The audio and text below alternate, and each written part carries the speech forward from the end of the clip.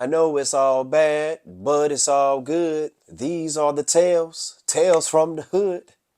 Yeah, that was on the Tales from the Hood soundtrack. Yes, I own the Tales from the Hood soundtrack. That's one of my favorite soundtracks, all right? Because the music actually fits with the song. I mean, you got like horror rap.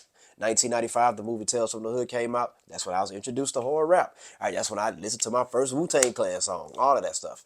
But yeah, Tales from the Hood. I really enjoy this movie. Okay, this movie here. If you enjoy movies like if you enjoy shows like Tales from the Crypt, you enjoy movies like Creep Show and Tales from the Dark Side, you're gonna enjoy Tales from the Hood, man. Because I'm a horror fanatic. I love watching horror movies, and when I can get like 3 to 4 horror movies all rolled up in one, hey, that's a win.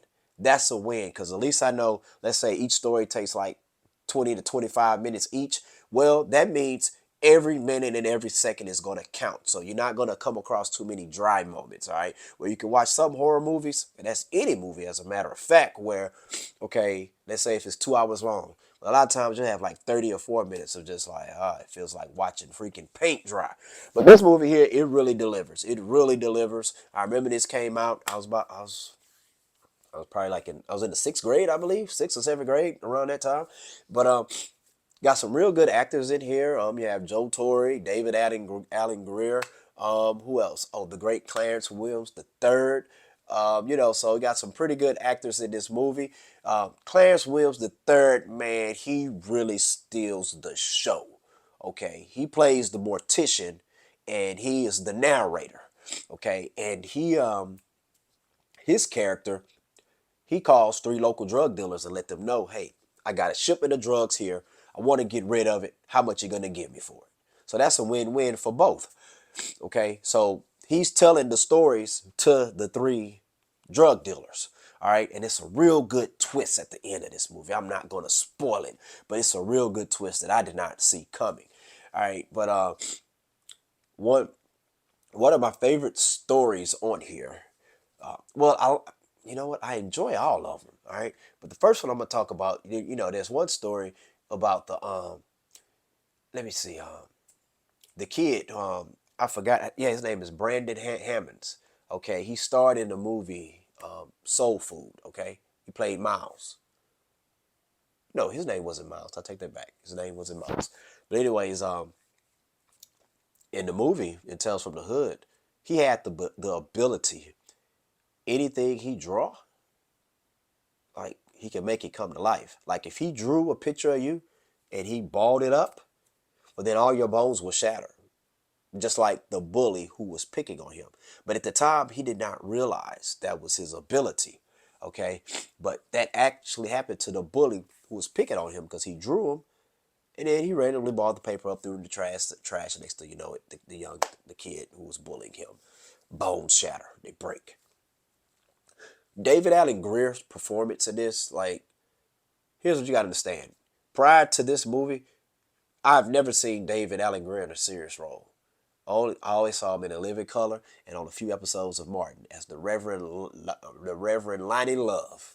Damn mine eyes, damn mine eyes, dost thou tempt me? You gotta excuse my voice, man. I'm trying to get over a cold here. I feel like I'm turning like a zombie or something. But anyways, all right. Yeah, David Allen Greer was a monster, and he played the monster in this role here. Well, he was a monster to the little kid, and he was very abusive to the kid and to the kid's mom. He wasn't the young man's father, but man, I've never seen David Allen Greer so savage in a role, and I'm like, whoa. This is like, I'm surprised he didn't take on any other serious roles because everything after that he went back to straight comedy. Unless I don't know, maybe he didn't feel comfortable in that role because you have some actors and actresses, if you normally see them playing like a well mannered person or a more comedic side of it, and then when they play a very savage role like that, it takes a toll on them mentally. And I don't know, maybe that's what happened to him when he took on this role after that. But he did a brilliant job. The acting was real good, but it's the scariest monsters, and I tell my kids, are the ones with the human exterior. Those are the scariest monsters because inside them, they're like the monsters that we see on TV. Okay, the aliens, the werewolves, the vampires, So that's scary because you never know which one's which. But that was a real good storyline. Another good one was you had the guy running for mayor or governor. He lived on a plantation, and there was the souls of former slaves were trapped in these dolls, and all he needed to do was just get out the house, you know, and he didn't want to get out the house. The dude was still being racist, and these dolls were savage, man. They were savage. They were scary. But see, the thing about it didn't really scare me that much because I know I'm not a racist. All right, and like that dude there, man, his spirit was just terrible, And that's one. And the thing about it, you look at the dolls, you look at their exterior. One may think, well, they're the monsters, they're the creatures. No, old buddy who's running for governor, he's the monster. Okay, he's the one that's causing horrific things to black people and to other people and to other human beings. All right, so that's the thing in life. I tell my kids, hey, the worst monsters are the ones who are humans. Humans are the worst monsters. Those are the ones you got to watch out for. Another storyline, another example of human beings being monsters. Um, Crazy K. Rest in peace, Lamont Bentley. He played Hakeem in the hit show Moesha back in the day. This is the second role I saw him in. The first role I saw him in is a show called South Central with Lorenz Tate. Came out way back in the day, man. I'm showing my age here, but he was a killer, going around killing people, and he had the opportunity to get a second chance to be rehabilitated, but he wasn't trying to hear that.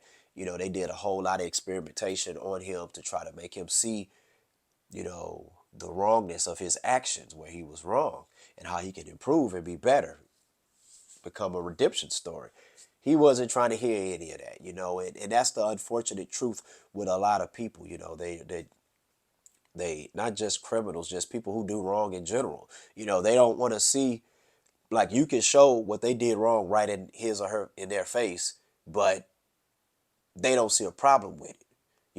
They find a way to justify their actions. Like, it's just ridiculous. Like, there was a young girl who, it was her ghostly spirit, and she was like, what did I do? I didn't do anything wrong. I'm just in my room playing with my dolls, and I get a gunshot in my chest. And then he said, hey, a bullet ain't got no name on it. You was at the wrong place at the wrong time. The little girl was at home playing with her doll. What you mean, wrong place at wrong time? So, but yeah, that was a good story. And yeah, and the first one where you had the cop who witnessed three other cops kill and murder a civil rights activist. And what happened was the civil rights activist, his ghost, started talking to the young cop, and he was telling him, he said, hey, bring those guys to me. And he brought them to him, and man, these dudes here was just monsters. What they did to that civil rights activist, it was just terrible. It was terrible, man. Like, it's and unfortunately it's realistic. We can watch the Michael Myers, the Freddy Kruegers, the Jason Voorhees, the Chuckies, but we're not going to see something like that in real life. But when you're watching a horror movie and it's reflective on what we see on the news or out there in the world in real life, it's just sad. It's just the ultimate tragedy. And that's what I appreciate about Tales from the Hood. It covers like it's real life horror. That's what it is, real life horror. So, and these are things that you talk to your children about.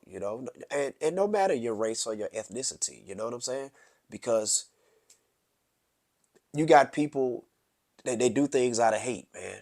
You know, you know, they may hate that you got better clothes than them, or they think you look better than them, or your skin color, or the way you talk, your height, your size, whatever it is, who you associating with it. They're willing to do horrific things to you, and that's just not cool.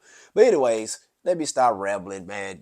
I enjoy this movie, Tales from the Hood. It's a real good movie. Man, check it out. Let me know what you think about Tales from the Hood. Thank you all for tuning in. Student of the Game podcast. Peace out.